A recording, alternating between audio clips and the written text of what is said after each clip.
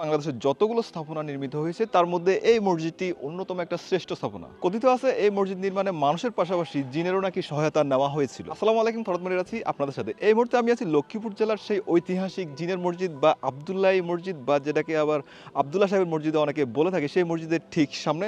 তো আজকে আমরা এই মসজিদটা আপনাদেরকে ঘুরিয়ে দেখানোর চেষ্টা করবো, এইটার সঠিক ইতিহাসটা আপনাদেরকে জানানোর চেষ্টা করবো। আসেন।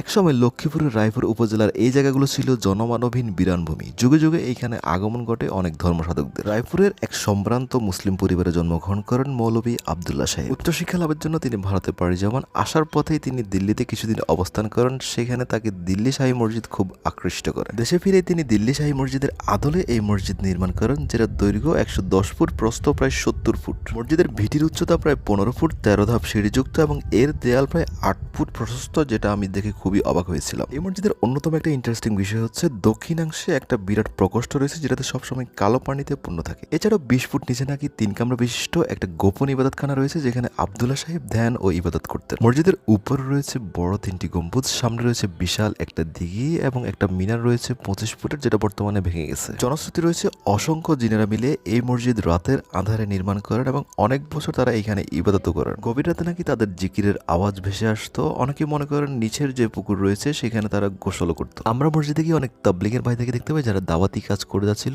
1888 সালে নির্মিত এই মসজিদ আপনাদের কাছে কেমন লাগছে কমেন্ট করে জানাতে পারেন। ভালো লাগলে শেয়ার করে দিতে পারেন। বিদায় নিচ্ছি, আসসালামু আলাইকুম।